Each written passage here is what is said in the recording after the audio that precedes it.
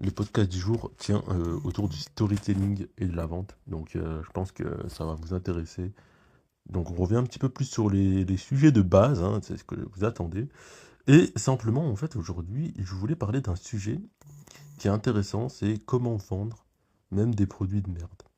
Alors, quand je dis produits de merde, c'est avec aucune valeur ajoutée, secteur ultra concurrentiel, enfin bon, bref. Mais typiquement, on va prendre trois exemples qui sont des objets qu'on utilise au quotidien et qui n'ont vraiment rien d'extraordinaire, quoi. On va prendre un stylo, une éponge et une valise. Voilà, hein. Globalement, tout le monde a ça chez soi. Voilà. Euh, je vais commencer avec le stylo et vous allez comprendre un petit peu comment ça fonctionne. Je vous en dis pas plus. Hello Thomas. Là, c'est Martin. Je sais pas si tu te souviens, on a échangé un petit peu il y a quelques mois.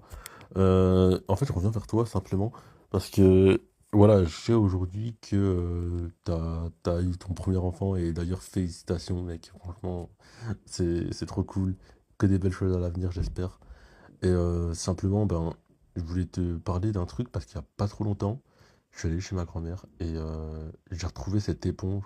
Et quand j'étais petit, en fait, ce qui était fascinant, c'est que chaque fois qu'il y avait une dispute familiale, quoi, ben, ma grand-mère prenait cette éponge-là et quand elle débarrassait et qu'elle nettoyait la table, c'était un signe pour dire c'est fini, vous avez déjà assez parlé, top. Et ça marchait, et ça marchait, et à chaque fois, en fait, qu'elle passait ce coup d'éponge, c'était la paix assurée dans le foyer. Et franchement, bah aujourd'hui, voilà, on est tous séparés, mais je me suis dit, ben tiens, toi, je pense que c'est le bon moment, et j'ai envie de te la donner, cette éponge. Parce que pour moi, elle représente une symbolique ultra importante, et encore une fois, félicitations. En fait, là, qu'est-ce que je viens de faire? Typiquement, je viens de raconter une histoire où l'éponge, c'est pas juste une éponge, en fait, c'est une symbolique. Quelle est symbolique? Celle de la paix en famille, tu vois. Et tout le monde veut de la paix en famille, tu vois, genre, c'est logique.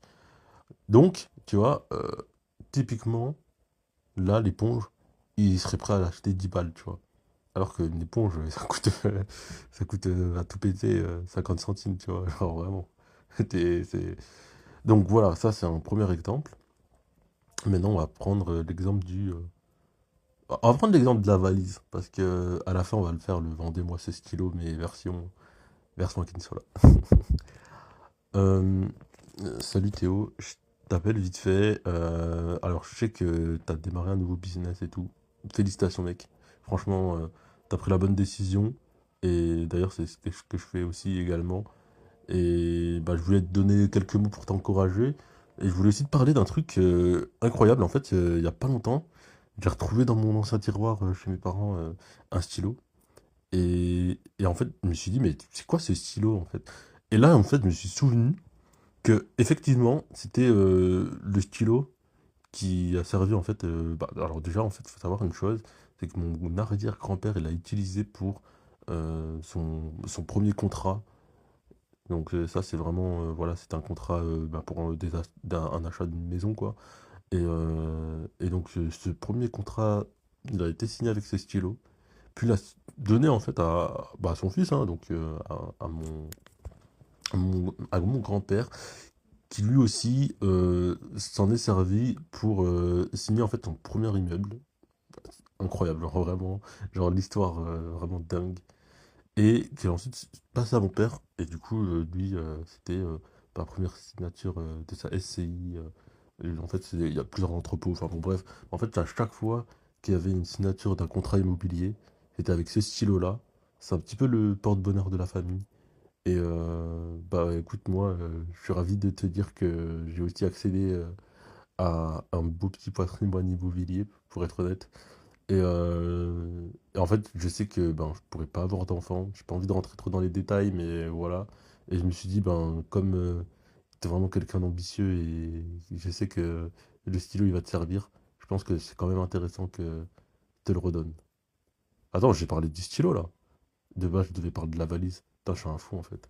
Bon, c'est pas grave. On va faire la valise, on va finir par la valise.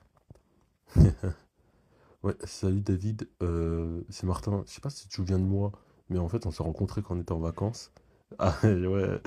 En fait, je voulais juste revenir vers toi parce que, bon, là, il y a pas longtemps, bah, tu connais, un mariage, vie de famille, etc., etc. Mais, tu vois, j'ai mon ancienne valise et elle me rappelle tellement de souvenirs. Genre, je sais pas si tu te souviens quand on était à Punta Cana, quand on était à Marrakech aussi. Alors, c'est vraiment une dinguerie. Tes valises, elle a trop vécu. Elle a vraiment trop vécu. Et je me dis, bon, ben, d'un côté, et pour passer le cap, de me dire, ok, ben, c'est fini la vie d'artiste, la vie de jeune et tout, quoi. Et en même temps, bah, je me dis, toi, je sais que bah, actuellement, tu voyages encore, tu kiffes la vie. D'ailleurs, t'as raison, hein. Fais pas comme moi. Fais pas comme moi. Fais pas comme moi. Bah, je voulais te dire, en fait, ça pourrait peut-être être intéressant que je te la passe, cette valise. D'ailleurs, elle est solide, hein. T'as bien vu, hein, avec tout ce qu'elle a survécu. Non, cette valise, elle est solide. Franchement, elle est solide. Si tu veux, je te la passe, voilà. Et tu me dis, hein? Allez, bah parfait. Bonne journée à toi. Donc voilà, là je viens de vendre la valise. J'ai raconté une histoire, j'ai créé de la connexion émotionnelle autour de simples produits du quotidien. Voilà, donc ça c'est aussi simple que ça. Et là en fait on va avoir justement un pitch pour les investisseurs. Ok. Donc typiquement, bah moi j'ai envie de créer un jeu vidéo. Enfin ouais, j'ai envie de faire un remake des jeux vidéo on va dire. Donc, je dois convaincre des investisseurs d'investir dans mon projet. Ok? Donc là, si je vends une idée, un concept. Ok. Bah du coup, je suis très heureux que vous m'ayez accueilli. Franchement, ça me fait super plaisir. Et j'attendais depuis longtemps en fait de vous rencontrer parce que je me suis dit, j'ai besoin de l'avis d'experts aussi. Et bah, y a pas mieux placé que vous sur le coup. Donc, si vous voulez, je vais un petit peu me présenter brièvement. Mais l'idée, c'est que vraiment, j'aille droit au but. Euh, mais alors, je sais pas si vous vous souvenez, vous, mais moi, quand j'étais jeune, je jouais beaucoup à la Wii. Et sur la Wii, il y avait un jeu que j'admirais particulièrement. C'était Scarface The World Is Yours. Et en fait, c'était à l'époque où tout le monde avait bah, des PS2 avec GTA, etc. Mais sur la Wii, il n'y avait pas ça. Mais par contre, je m'amusais mais comme un dingue avec ce jeu. On pouvait faire trop de choses. Et pour moi, c'est vraiment un jeu trop sous-coté. Vraiment, tout ce qu'on pouvait y faire, les scénarios, l'histoire, enfin, c'était excellent. Et malheureusement, ben, le jeu, il n'a pas eu le succès qu'il voulait avoir. Mais ça aussi, c'est parce qu'il n'était pas du coup sur toutes les plateformes. Et je pense que c'est ça aussi qui a fait que. Et aujourd'hui, ben, il n'y a pas longtemps, je me suis dit, il faut qu'on fasse un truc en fait. Parce qu'il n'a pas eu de suite ce jeu, malheureusement. Et du coup, il y a quelques mois, avec mes amis, parce que j'ai beaucoup d'amis qui sont développeurs, ouais, je suis un petit peu un geek aussi. Et on s'est dit, allez, let's go, on essaye de faire un mode graphique avec des remakes aussi sur les touches. Donc en fait, l'idée, c'était vraiment de remettre le jeu au goût du jour. Et on a réussi en vrai, on a réussi, on a fait vraiment un truc propre. Mais le problème, c'est que ça reste un mode et que, voilà, moi, si je viens aujourd'hui vers vous, c'est simplement parce que, ben, on a besoin des droits, on a besoin des droits de la licence, on a besoin des droits d'auteur. Et c'est vrai que c'est un coût qu'on peut pas, nous, aujourd'hui, se permettre d'avancer. Mais l'idée, c'est vraiment que ben, on puisse et faire ce remake parfait, ce remake complet. Et donc ça sera vraiment une qualité de dingue. Et en même temps qu'on ait tous les droits pour pouvoir le diffuser sur toutes les plateformes, pour pas faire deux fois la même erreur. Et honnêtement, aujourd'hui, dans le jeu vidéo, il y a vraiment plus de jeux aussi mémorables qu'avant. Et je pense qu'en faisant un remake de ce jeu-là, on aura vraiment, vraiment, vraiment beaucoup d'utilisateurs parce que les GTA Like, c'est des jeux qui sont aimés partout, c'est un peu des jeux popcorn. Et si ils sortent sur toutes les plateformes, bah, ça risque de faire vraiment un carton. Et du coup, on a pris ce risque-là. Et je pense que on n'est pas fou. Il y a vraiment quelque chose à faire derrière.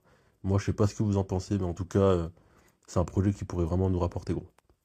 Voilà, bah là, je pitchais typiquement mon projet pour des investisseurs, quoi. Donc, et ça, on peut le faire avec plein de trucs, tu vois. Je vais pas m'amuser à faire une liste énormément longue, mais il faut comprendre que je raconte une histoire, mais je donne aussi l'intérêt de la personne d'aller dans mon sens, en fait. Ah bah oui, c'est vrai que... Voilà. Vous avez un petit peu vu, et c'est une vidéo vraiment très détente. Mais voilà, ça m'arrive un petit peu de faire ça. Et normalement, ben, si vous avez bien retenu, vous pourrez vous aussi créer des histoires qui vous permettront de décupler vos ventes. Ciao, ciao.